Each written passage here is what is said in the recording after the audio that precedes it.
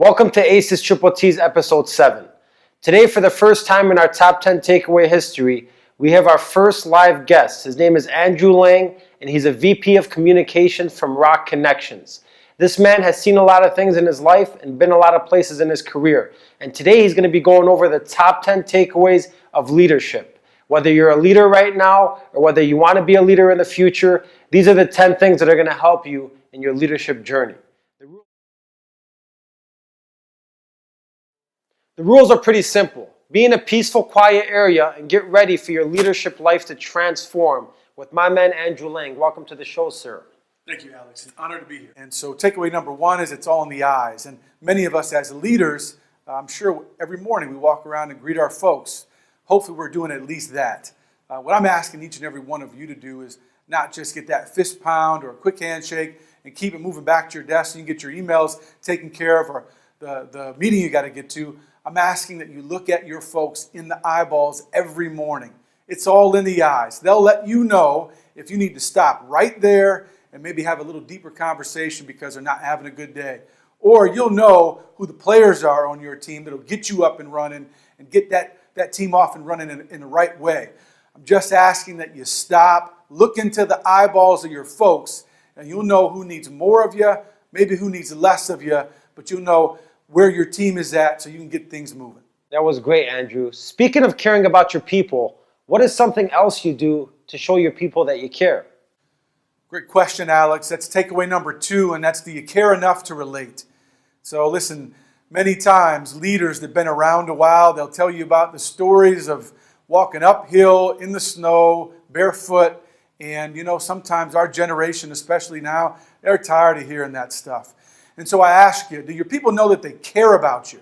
Because if you spend the time necessary to really relate to some of the folks that are from different generations on your team, I can't tell you how much they appreciate it. So get some Instagram going on.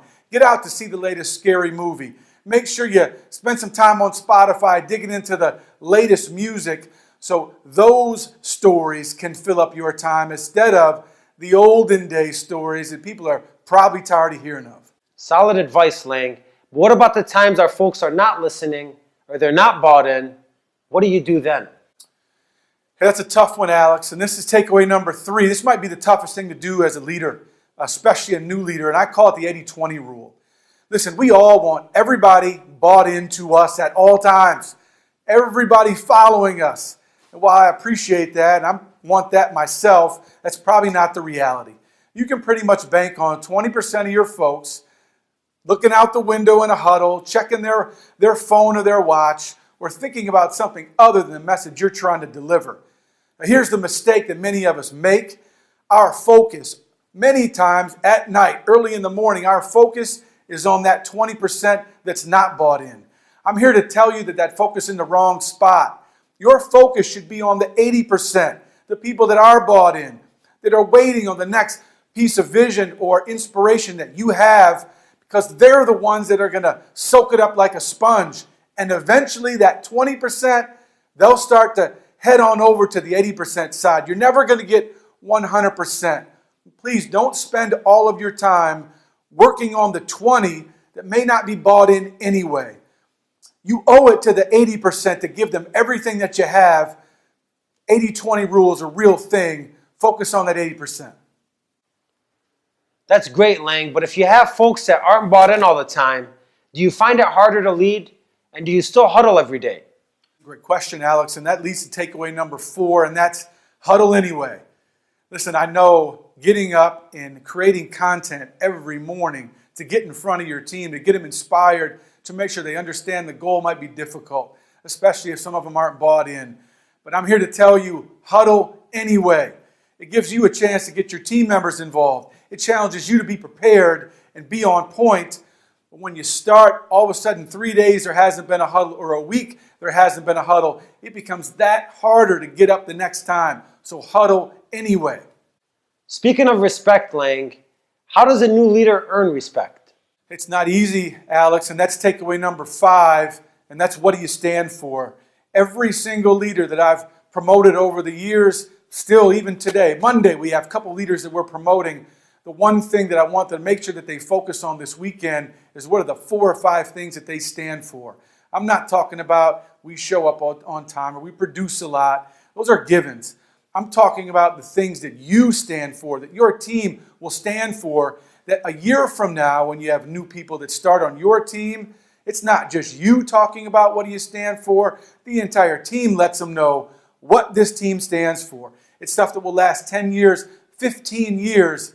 You have to know what those 4 or 5 things are. You have to have talks about them every day. And it is amazing the identity that will be built on your team. Know what those 4 or 5 things that you stand for are. That's great, Lang. So how do you get the communication out consistently and successfully? Is it through email?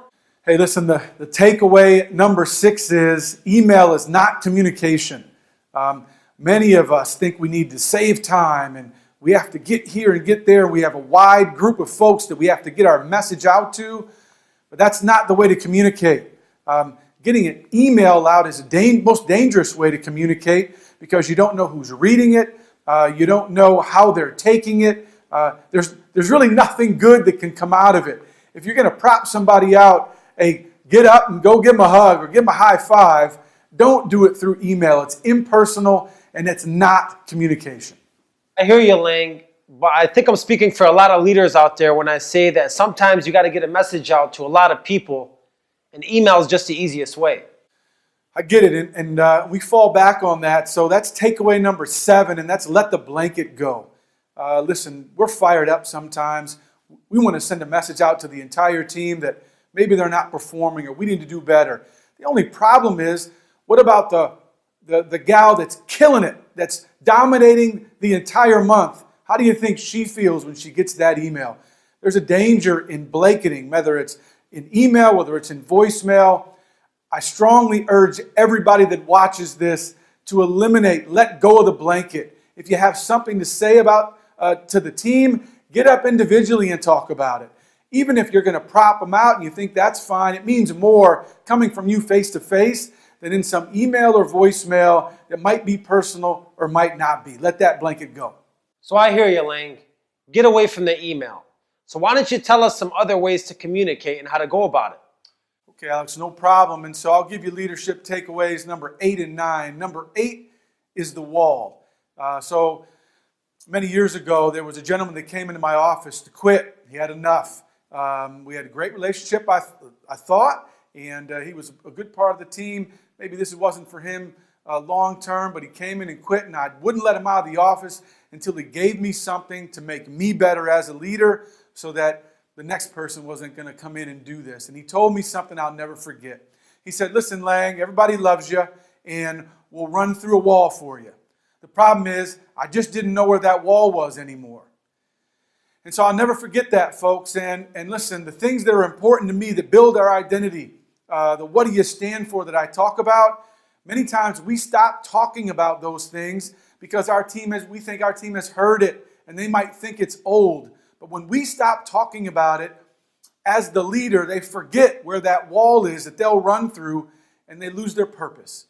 And so I ask you guys, let your team know where that wall is and think about how proud you'll be when they run right through it for you. Takeaway number 9 is, and a great way to communicate is to share. There are many leaders that keep business and keep personal, and worry about keeping things separate and very, very reluctant to be vulnerable. And I'll challenge each and every one of you.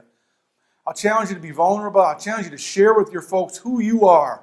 Because when your people know who you are, then they understand your intentions. When they don't know who you are, they don't understand your intentions. So as you go about your day and you're leading, and you might have to make some tough decisions or some hard decisions, if people don't understand what your intentions are, then guess what? They question those decisions, especially for a new leader trying to find their respect and their trust. If they don't know you, the questions pop up a lot more. If they know who you are, they'll give you the leeway so that you can lead. Share with your folks. There's a ton of enrichment that comes from it, and you have a stronger team and some folks that allow you some freedom to lead as a result of it. Hey, Lang, you've been great, man. I'm actually pumped up and motivated myself. Give us one last lesson before you go. Okay, and again, it's been an honor, and I thank you for your time, Alex. Leadership takeaway number 10, I'll give the group: do not let the rules lead your team. Especially for new leaders, but many of our leaders, we come across those tough conversations that we need to have. Maybe somebody is constantly showing up late, or they're just not living the culture. And many times we go to the handbook, or we go to what the HR department says, and that is what leads us. We're going to put you on a verbal warning or a written warning or something of that nature. And while some of those things might need to happen, if that's the only thing that happens, you're not the leader anymore. The HR department becomes the leader. So scrap that. Get in there and lead. If there's something that's bothering you or something that you're challenged with one of your team members, go talk to them about it. Share your concerns and ask them to be involved in the solution to fix it. But if all you do is get the handbook or the HR department, it takes your legs out from under you and you're not the leader anymore, and that's no way to run a team. YouTube family, thank you so much for tuning in to Aces Triple T's episode 7 with Andrew Lang.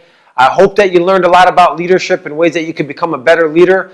And I want you to like, share, and subscribe to the content with anybody you love or care about. This is what we do at Aces Media and Aces Triple T's. We're trying to elevate humanity, elevate you, make everybody better out there.